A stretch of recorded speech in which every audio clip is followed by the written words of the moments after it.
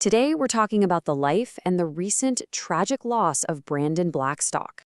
Now, you might know him as a talent manager in the country music scene, or maybe more likely for his very high-profile marriage to Kelly Clarkson.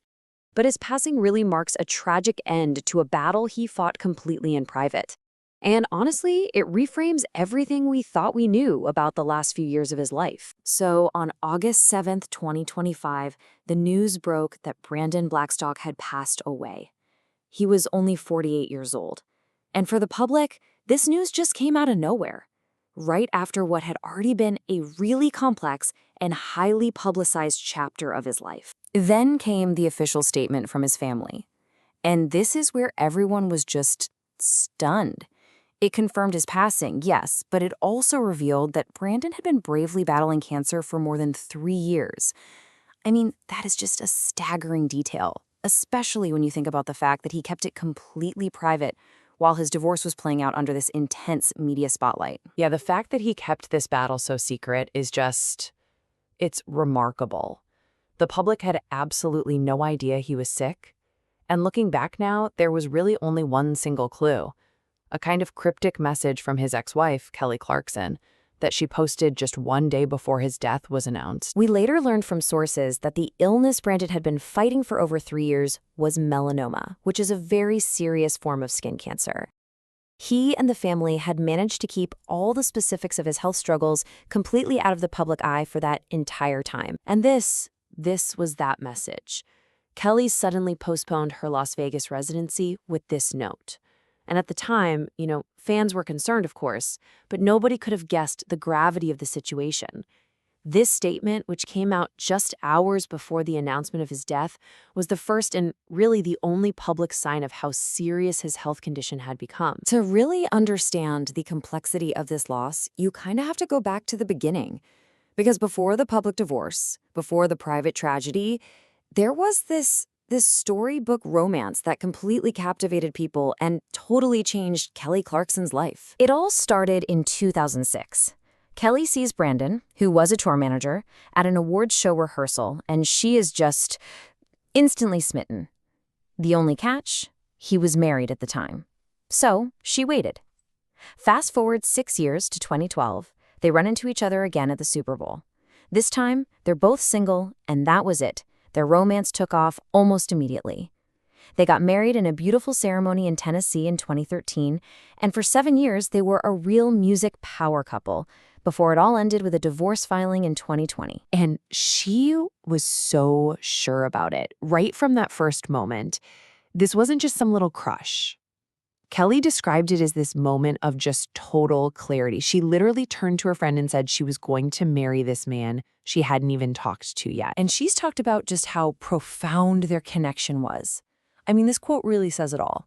For her, meeting Brandon was completely transformative. She said before him, she'd never really felt that kind of attraction to anyone. So this wasn't just another relationship.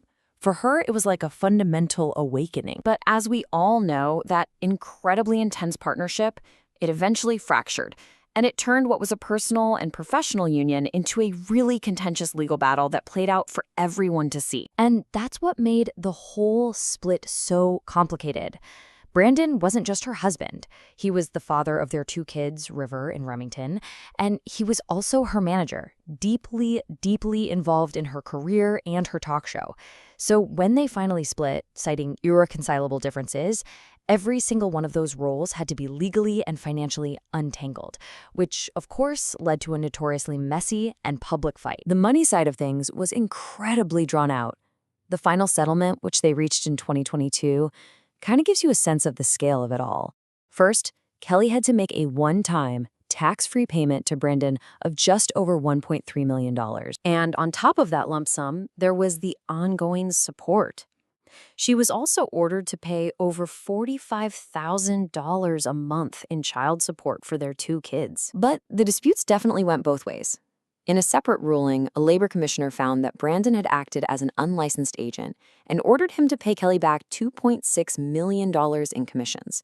And that final piece, it was reportedly settled just a few months before he passed away, finally closing a really long and bitter chapter. So with his passing, the focus just completely shifts. It moves away from all those legal battles to the very real and widespread heartbreak that's being felt by their large, famously blended family. It's so important to remember the real scope of this loss. Brandon was a dad to 4 kids, Savannah and Seth from his first marriage, and of course River and Remington with Kelly. He was also a grandfather, a son, and a brother. And this quote from his former stepmother, the one and only Reba McEntire, it really speaks volumes. She was married to his dad, Narvel, for 26 years. And even after they divorced, she kept this incredibly close, almost mother-son bond with Brandon. It just goes to show you how deep those family ties really ran. His brother, Shelby, also shared this incredibly moving tribute, echoing that feeling of just a tremendous and deeply felt loss. It's a powerful reminder that behind all the headlines, there's a family grieving a man they describe as funny, bright, and just irreplaceable. And that brings us back to the present.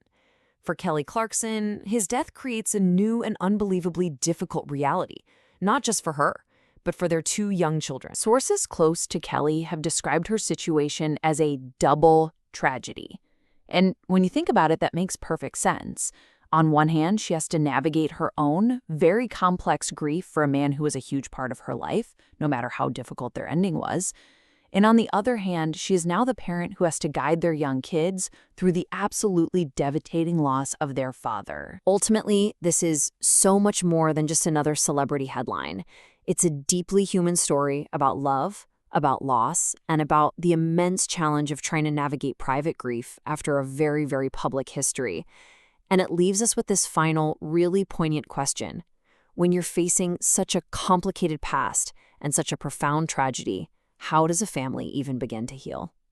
Thanks for joining us.